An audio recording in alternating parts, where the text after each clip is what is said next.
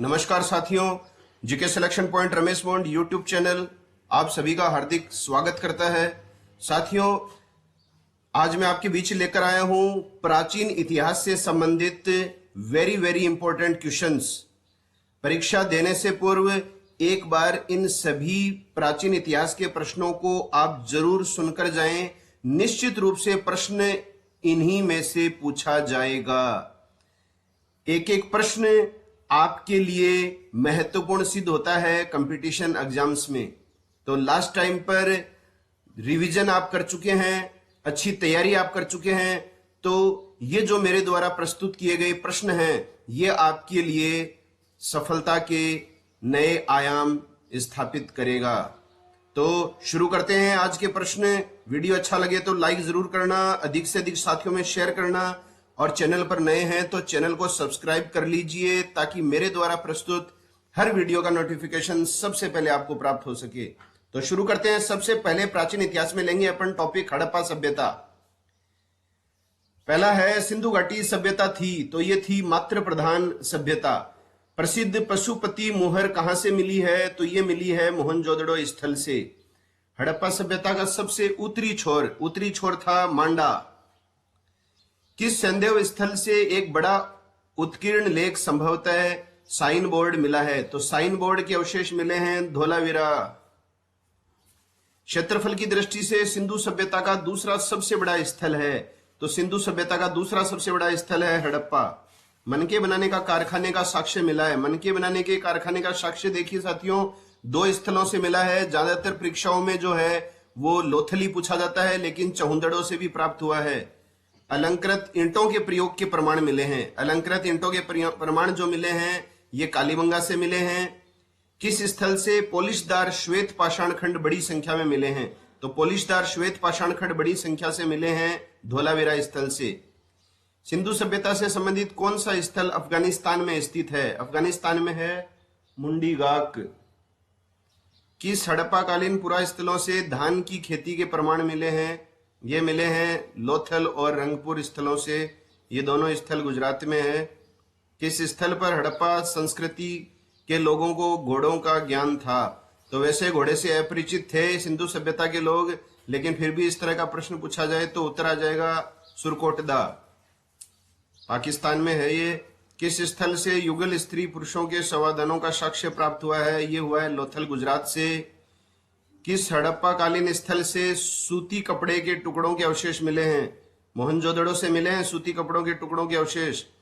किस हड़प्पा कालीन स्थल से अग्नि वेदिकाओं के प्रमाण मिले हैं? कालीबंगा लोथल से मिले हैं ये प्रमाण। सिंधु घाटी का विशाल स्नानागार, ये सिंधु घाटी सभ्यता की प्रमुख विशेषता है, विशाल स्नानागार। इसके अवशेष मिले हैं मोहनजोदड़ो से। सभी के सभी प्रश्न जो है पिछली परीक्षाओं में लगातार पूछे गए हैं। निश्चित रूप से प्रश्न इन्हीं में से आएगा। हड़प्पा सभ्यता की दो सबसे महत्वपूर्ण फसलें कौन सी थी? गेहूं और जौ। सिंधु सभ्यता के लोग किस वृक्ष की पूजा करते थे? पीपल। सिंधु सभ्यता का पतन नगर बंदरगाह कौन सा था? लोथल गुजरात। किस हड़प्पाकालीन नगर में पत्थरों का बहुल रूप से प्रयोग किया जाता था? पत्थरों का व्यापक रूप से प्रयोग किया गया धोलावीरा गुजरात में। पैमानों की खोज ने यह सिद्ध कर दिया कि सिंधु सभ्यता के लोग माप और तौल से परिचित थे। ये खोज कहां पर हुई थी? तो माप और तौल से परिचित थे सिंधु सभ्यता के लोग, ध्यान में रखिएगा। ये खोज मिली है हड़प्पा में। सिंधु घाटी के लोगों द्वारा सबसे अधिक प्रयुक्त की जाने वाली धातु तो कांस्य थी, इसीलिए सिंधु सभ्यता को कांस्य युगीन सभ्यता भी कहा जाता है। अब देखिए, सुमेलित करने से संबंधित जो है प्रश्न पूछे जाते हैं इस तरह से। सबसे पहला जो स्थल खोजा गया था सिंधु सभ्यता का वो आपको ध्यान में रखना है हड़प्पा। कई बार परीक्षाओं में रिपीट होता है। 1921 में इसकी खुदाई का कार्य किया गया था। उत्खनन करता थे दयाराम साहनी। साथ में एक नाम और भी आ सकता है माधव स्वरूप वत्स, लेकिन आप दयाराम साहनी का ही ऑप्शन आता है परीक्षाओं में। हड़प्पा के बाद का स्थल पूछे तो मोहनजोदड़ो 1922 आर.डी. बनर्जी, राखलदास बनर्जी ने उत्खनन किया था। इसके अलावा देखिए महत्वपूर्ण स्थल लोथल आपको ध्यान में रखना है, एस.आर. राव के द्वारा उत्खनन करता। इसके अलावा कालीबंगा हनुमानगढ़ राजस्थान का आपको ध्यान में रखना है। 1953 में इसका उत्खनन कार्य प्रारंभ हुआ था। वेरी इंपॉर्टेंट है। उत्खनन करता थे अमलानंद घोष। इसके अलावा रोपड़ का आप ध्यान में रखिए, वाई.डी. शर्मा। यज्ञदत्त शर्मा ये थे उत्खनन करता। ये महत्वपूर्ण है, 3-4 आप विशेष रूप से ध्यान में रखिएगा। किस हड़प्पाकालीन नगर से जल संचय का सबसे अच्छा दृष्टांत मिला है? तो जल संचय के प्रमाण मिले हैं धोलावीरा से। अपवा तंत्र का निर्माण सबसे पहले किस सभ्यता के लोगों ने किया था? तो सिंधु घाटी सभ्यता के लोगों ने ही किया था। हड़प्पाकालीन मोहरों पर किस पशु की आकृति को सबसे अधिक उत्कीर्ण किया गया है? तो सबसे ज्यादा जो उत्कीर्ण किया जाने वाला जो पशु है वो है मोहरों पर कुबड़ रहित सांड। अगर कुबड़ रहित सांड नहीं आए तो इसका ज्यादातर ऑप्शन आता है एक श्रृंगी बैल। हड़प्पा वासियों द्वारा आयातित सबसे महत्वपूर्ण वस्तु थी धातु और बहुमूल्य पत्थर। कालीमंगा किस प्रदेश में विद्यमान है? राजस्थान में है, हनुमानगढ़ में। ध्यान रखिएगा। हड़प्पाकालीन स्थल जिसकी उत्तर प्रदेश में खोज की गई है आलमगिरीपुर। यह सिंधु घाटी सभ्यता का सबसे पूर्वी स्थल माना जाता है आलमगिरीपुर, मेरठ, उत्तर प्रदेश। हड़प्पावासी किस वस्तु के उत्पादन में सर्वप्रथम थे? कांसे के औजार। अगला है ईरान की सीमा के समीप स्थित हड़प्पाकालीन स्थल का नाम क्या है? तो यह है सुतका गेंडोर। सिंधु घाटी के घर किसके बनाए जाते थे? तो ईंटों के बनाए जाते थे। ध्यान में रखिएगा। हड़प्पा की सभ्यता किस युग की है? कांस्य युगीन है। हड़प्पा और मोहनजोदड़ो के खंडर किस नदी के तट पर पाए गए हैं? रावी और सिंधु नदी के तट पर। सबसे पहला जो स्थल खोजा गया था हड़प्पा 1921 में, ये रावी नदी के तट पर ही खोजा गया था। ध्यान में रखिए। सिंधु घाटी सभ्यता का सर्वप्रथम खोजा गया स्थल किस नदी के किनारे रहा है? तो सिंधु मत करिएगा, इसका उत्तर आएगा रावी। सिंधु घाटी के लोगों की एक महत्वपूर्ण रचना किसकी मूर्ति थी? तो मूर्ति थी नृत्य करती हुई बालिका। सिंधु घाटी के प्राचीन संस्कृति और आज के हिंदू धर्म के बीच जैव संबंध का प्रमाण किसकी पूजा से मिलता है? तो ये मिलता है शिव और शक्ति की पूजा से। सिंधु घाटी सभ्यता की प्रमुख विशेषता क्या थी? सबसे प्रमुख विशेषता अगर आपसे पूछी जाए तो थी व्यवस्थित शहरी जीवन। तो नगरीय जीवन के प्रमाण मिले हैं, यह है सबसे प्रमुख विशेषता। मोहनजोदड़ो का स्थानीय नाम पूछा जाता है तो मृतकों का टीला, मृतकों के टीले के नाम से जाना जाता है मोहनजोदड़ो। सिंध का नकली स्थान भी कहा जाता है मोहनजोदड़ो को। ये कुछ नगर और नदियां हैं जो परीक्षाओं में आई बार पूछी जाती हैं, सुमेलित करने की दृष्टि से भी इंपॉर्टेंट है। मोहनजोदड़ो सिंधु नदी के तट पर स्थित है। रोपड़ जो गुजरात में है, रोपड़ पंजाब में है, क्षमा करें, सतलज नदी के किनारे है ये। मांडा ये जम्मू कश्मीर में है, चिनाब नदी के किनारे। कालीबंगा जो है वो हनुमानगढ़ राजस्थान में है, घग्गर नदी के किनारे। लोथल गुजरात में है, भगवा नदी के किनारे। सुतका गेंडोर ये दाशक नदी के किनारे है। आलमगिरीपुर ये हिंडन नदी के किनारे है। और रंगपुर है भादर नदी के किनारे। अब देखिए, बिना दुर्ग के एकमात्र सिंधु नगर कौन सा था? सिंधु घाटी सभ्यता में एक ही स्थल है जहां से दुर्गों के अवशेष मिले हैं, जहां से दुर्गों के अवशेष नहीं मिले हैं। तो एक ही स्थल है जहां दुर्ग का अवशेष नहीं मिला है, वो है चहुंदड़ो। सिंधु घाटी को जिस कारण आर्यों से पूर्व रखा जाता है, किस कारण से रखा जाता है? नगर नियोजन, क्योंकि आर्य सभ्यता ग्रामीण परिवेश की थी। सिंधु घाटी की सभ्यता गैर आर्य थी क्योंकि यह नगरीय सभ्यता थी। भारत में चांदी के प्राचीनतम साक्ष्य मिले हैं हड़प्पा संस्कृति से। हड़प्पाई मृद भांडों पर सामान्यतः जिस रंग का प्रयोग हुआ है तो वो है लाल। इंपॉर्टेंट क्वेश्चन है। हड़प्पाई सभ्यता की मोहरों और टेराकोटा कलाकृतियों में निरूपण नहीं हुआ है, तो गाय और घोड़े का निरूपण नहीं किया गया है। कहा जाता है कि शतरंज खेल का उद्भव हुआ, तो शतरंज का उद्भव हुआ है भारत में। जूते हुए खेतों के साक्ष्य मिले हैं कालीबंगा में। भूकंप का प्राचीनतम साक्ष्य भी कालीबंगा से मिला है। एक ही खेत में 2 तरह की फसलें उगाने का साक्ष्य भी कालीबंगा से ही मिला है। थोड़ा जल्दी जरूर हो रहा है साथियों, ताकि कम देरी में आपको अधिक से अधिक प्रश्नों के बारे में परिचय प्राप्त हो सके। ध्यान से सुनिएगा सभी प्रश्न। हड़प्पा लिपि के बड़े आकार के 10 चिन्हों वाला स्थल, बड़े आकार के 10 चिन्हों वाला स्थल मिला है धौलावीरा से। सिंधु सभ्यता संबंधित है आदि ऐतिहासिक युग से, मतलब इसका कोई लिखित प्रमाण हमें नहीं मिलता है। हड़प्पा संस्कृति की जानकारी का प्रमुख स्रोत क्या है? प्रमुख स्रोत है पुरातात्विक खुदाई, बर्तन, जेवर, हथियार और औजार। सिंधु घाटी के लोग पूजा करते थे पशुपति की। अब वैदिक काल अपन लेंगे, दूसरा टॉपिक हड़प्पा सभ्यता के बाद। ऋग्वेद में उल्लेखित हिमालय की एक चोटी जिसका वर्णन मिलता है वो है मुजवंत। वैदिक साहित्य को क्या कहा जाता है? तो इसको कहा जाता है अपौरुष्य। वेदों के संकलनकर्ता कौन थे? महर्षि कृष्ण द्विवेपायन। ऋग्वेद के 2 आरण्यक कौन कौन से हैं? ऐतरेय और कौशितिकी। वेदों के अंतिम भाग वेदांत कहा जाता है, तो उपनिषदों को कहा जाता है अंतिम भाग वेदांत। सामवेद के मंत्रों का गायन करने वाला क्या कहलाता है? उद्गाता। इसमें ऋग्वेद का भी पूछा जाता है, ऋग्वेद के मंत्रों का गायन करने वाला कहलाता है होत्र या होता। यम और नचिकेता के बीच प्रसिद्ध संवाद का वर्णन किस उपनिषद में है? तो यह है कठोपनिषद में। सभी प्रश्न किसी न किसी परीक्षाओं में पूछे जा चुके हैं। निश्चित रूप से प्राचीन इतिहास का कोई भी प्रश्न आपका इससे बाहर नहीं जाएगा। किस वेद को ब्रह्मा वेद कहा जाता है? अथर्ववेद। किस वेद का एकमात्र ब्राह्मण ग्रंथ गोपत है? तो गोपत ब्राह्मण है अथर्ववेद का। वेदांग ज्योतिष के रचयिता हैं तो वो हैं लगध मुनि। ग्रह सूत्र जिसमें कर्मकांड एवं यज्ञों का वर्णन है, इसके रचयिता हैं अश्वलायन। किस वेद का उपवेद गंधर्व वेद है? सामवेद। किस स्मृति में स्त्रियों को सर्वप्रथम संपत्ति का अधिकार प्रदान किया गया है? याज्ञवल्क्य स्मृति में। ऋग्वेद में वशिष्ठ को किसके पुरोहित के रूप में प्रस्तुत किया गया है? भरतों के पुरोहित के रूप में। किस ग्रंथ में यज्ञ वेदियों के निर्माण का विवरण मिलता है? यज्ञ वेदियों के निर्माण का विवरण मिलता है शुल्ब सूत्र में। कौन से वैदिक देवता बोगज कोई अभिलेख में उल्लेखित हैं? वेरी इंपॉर्टेंट प्रश्न है। इनका क्रम है इंद्र, मित्र, नासत्य और वरुण। किस यज्ञ में 25 यूपों का प्रयोग का विधान है? पुरुषमेध यज्ञ। राजा के निर्वाचन से संबंधित सूक्त पाए जाते हैं ऋग्वेद में। अध्वर्यु का अर्थ क्या है? यज्ञ करने वाला पुरोहित। कौन सा वेद गद और पद दोनों में लिखा गया है? यजुर्वेद। छांदोग्य उपनिषद का संबंध किस वेद से है? सामवेद। ऋग्वेद में किसके लिए वर्णन है कि उनका रथ बकरे खींचते थे? तो यह है पुशन। नैतिक व्यवस्था के निरीक्षक के रूप में किस वैदिक देवता का वर्णन हुआ है? तो यह हुआ है वरुण का। यज्ञ संपादन का निरीक्षण किसका कर्तव्य था? ब्रह्मा। परीक्षित का उल्लेख सर्वप्रथम मिलता है अथर्ववेद में। ऋग्वेद के 90वें मंडल में सभी सूक्त किस देवता को समर्पित हैं? वेरी इंपॉर्टेंट है, सोम देवता को।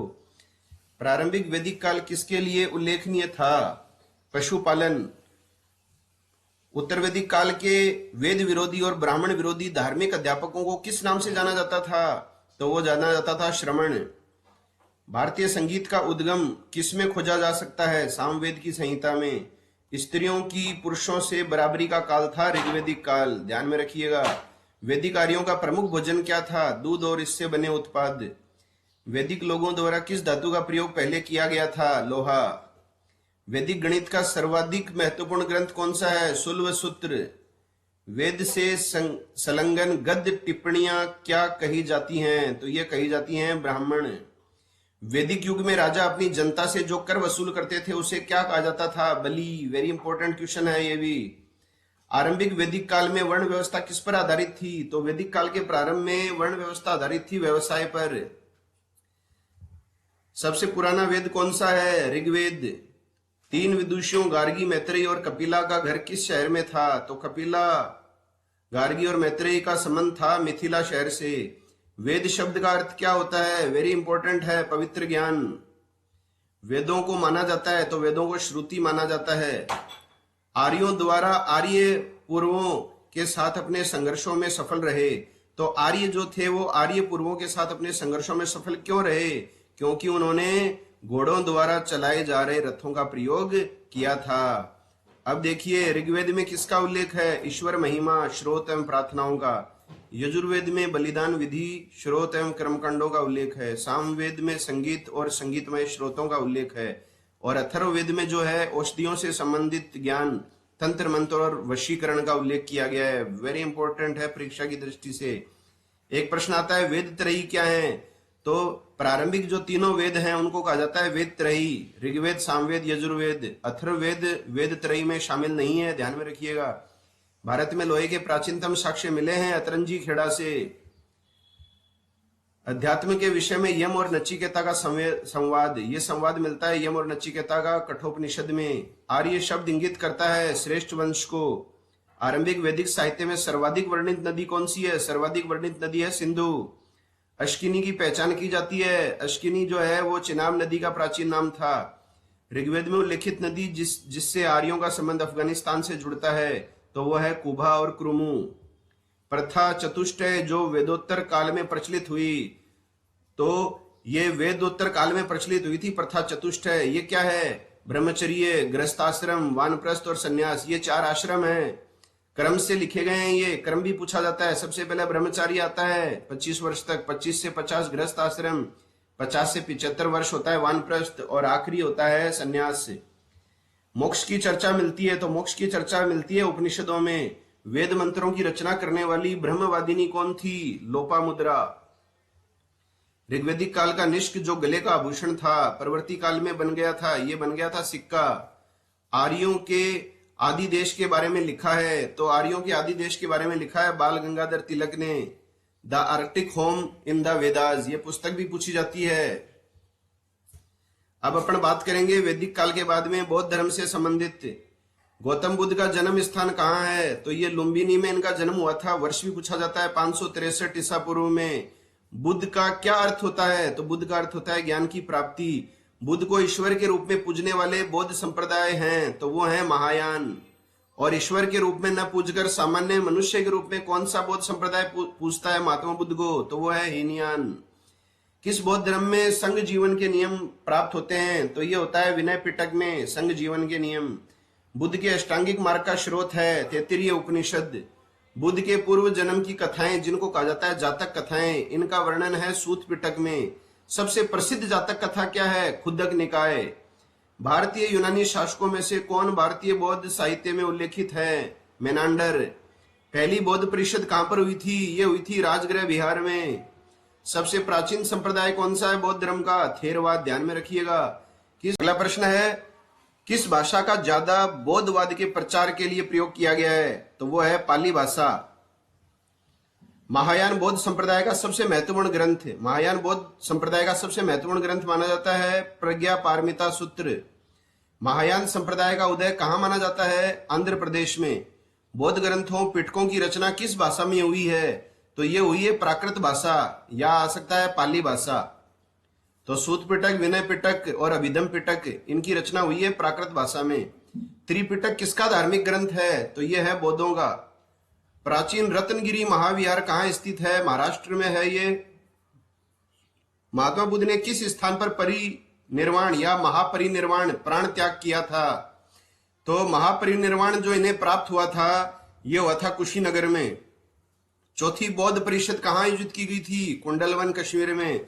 तो बौद्ध धर्म से संबंधित 4 परिषदें आयोजित की गई थी। सबसे पहली राजगृह में हुई थी, दूसरी पाटलिपुत्र में हुई थी, दूसरी जो है वो वैशाली में हुई थी, तीसरी पाटलिपुत्र में, और चौथी जो है वो हुई थी कुंडलवन में। ये चारों बौद्ध परिषदें आपको ध्यान में रखनी है, निश्चित रूप से परीक्षाओं में पूछी जाती है। पहली राजगृह में, दूसरी वैशाली में, तीसरी पाटलिपुत्र में अशोक के काल में, और चौथी हुई थी कुंडलवन कश्मीर में कनिष्क के काल में। 5वीं बौद्ध परिषद का आयोजन किसने किया था? तो 5वीं जो हुई थी ये हुई थी हर्ष के काल में। अगर 5वीं पूछ ले तो वैसे बौद्ध धर्म से संबंधित 4 ही परीक्षाओं में पूछी जाती हैं। बुद्ध से संबंधित देखिए जो घटनाएं घटित हुई जीवन में, उनसे संबंधित स्थान परीक्षाओं में आते हैं। सुमिलित करने से संबंधित या प्रश्न आ सकता है महात्मा बुद्ध के जीवन से संबंधित जन्म जो है, जन्म की जो घटना है वो कहां किस स्थान से संबंधित है? तो जन्म हुआ था लुम्बिनी में, प्रथम प्रवचन दिया था सारनाथ में, ज्ञान प्राप्ति हुई थी बोध गया में, और इनका निधन हुआ था कुशीनगर में। महापरिनिर्वाण प्राप्त हुआ था जहां कुशीनगर। अब देखिए महात्मा बुद्ध के जीवन से संबंधित घटनाओं को चिन्ह भी दिए गए हैं, ये भी आपको ध्यान में रखना है। महात्मा बुद्ध के जन्म से संबंधित चिन्ह है कमल। महाबोधि ज्ञान प्राप्ति से संबंधित है बोधि वृक्ष। प्रथम प्रवचन जो इन्होंने सारनाथ में दिया था, इसको कहा जाता है धर्म चक्र परिवर्तन। और गृह त्याग किया था जो इन्होंने ज्ञान प्राप्ति के लिए, वो इसका चिन्ह है घोड़ा। अगला है, किस राजवंश के अभिलेख से इस परंपरा का समर्थन होता है कि लुम्बिनी शाक्य मुनि का जन्म स्थान था? मौर्य अशोक। महात्मा बुद्ध ने अपना धर्म चक्र परिवर्तन प्रथम उपदेश कहां दिया था? सारनाथ में। वह शासक जिसके काल में चतुर्थ बौद्ध संगीति का आयोजन किया गया था, अभी हमने बात की थी कुंडलवन कश्मीर में, कनिष्क के काल में। गौतम बुद्ध की मां संबंधित थी, तो ये मां संबंधित जो थी वो कोलीय वंश से संबंधित थी। बुद्ध की मृत्यु के बाद प्रथम बौद्ध संगीति की अध्यक्षता किसने की थी? तो प्रथम बौद्ध संगीति राजगृह में बुलाई गई थी, अध्यक्षता की थी महाकश्यप ने। और गौतम बुद्ध जो थे वो शाक्य वंश से संबंधित थे, इनकी मां जो थी वो कोलीय वंश से संबंधित थी। देखिए अब संगीतियों की अपन बात कर रहे हैं। 4 संगीतियां बुलाई गई थी। पहली संगीति राजगृह में बुलाई गई थी सप्तकर्णी गुफा में 483 ईसा पूर्व में। अध्यक्षता आपसे पूछी जाती है महाकश्यप ने। उद्देश्य क्या था इस संगीति या बैठक को बुलाने का? बुद्ध के उपदेशों को 2 पिटकों विनय पिटक और सूत पिटक में संकलित किया गया। द्वितीय बौद्ध संगीति हुई थी वैशाली में 383 ईसा पूर्व में। साबक मीर इसकी जो है अध्यक्ष थे। और वैसे इसका नाम एक और भी आता है सबकानी, ध्यान रख लीजिए अच्छी तरह। शासनकाल जो था, शासक कौन थे इस समय? काला अशोक शिशुनाग वंश के। उद्देश्य था अनुशासन को लेकर मतभेद के समाधान के लिए बौद्ध धर्म स्थावीर और महासांगिक 2 भागों में बंट गया था। तो ये भी आ जाता है बौद्ध धर्म स्थावीर और महासांगिक किस संगीति के दौरान बंटा? तो द्वितीय बौद्ध संगीति के दौरान। तृतीय बौद्ध संगीति वेरी इंपॉर्टेंट है, ये हुई थी पाटलिपुत्र में 251 ईसा पूर्व में। अध्यक्षता की थी मोगलीपुत्र तिष्य ने। शासक थे इस समय अशोक मौर्य वंश के। उद्देश्य क्या था इस संगीति का? संघ के भेद के विरुद्ध कठोर नियम को प्रतिपादित करके बौद्ध धर्म को स्थायित्व प्रदान करने का प्रयत्न किया गया था। धर्म ग्रंथों का अंतिम रूप से संपादन किया गया तथा तीसरा पिटक अभिधम पिटक इस संगीति के दौरान ही जोड़ा गया था। चौथी बौद्ध संगीति कश्मीर के कुंडलवन ग्राम में हुई थी लगभग ईसा की प्रथम शताब्दी में 120 ईसा पूर्व में। वसुमित्र एवं अश्वघोष, ये देखिए वसुमित्र इसके अध्यक्ष थे और अश्वघोष थे उपाध्यक्ष। और उस समय शासन था कुषाण वंश का, शासक थे कनिष्क। उद्देश्य क्या था? बौद्ध धर्म 2 संप्रदायों में बंट गया था, हीनयान और महायान। वेरी इंपॉर्टेंट क्वेश्चनों का पिटारा है, जरूर देखिए परीक्षा देने से पहले। अगर आपने सारे प्रश्न अच्छी तरह पढ़ लिए हैं, सुन लिए हैं, तो निश्चित रूप से साथियों प्रश्न इन्हीं में से ही पूछा जाएगा। जैन धर्म के वास्तविक संस्थापक माने जाते हैं महावीर स्वामी। जैन धर्म के प्रथम तीर्थकर थे ऋषभ देव।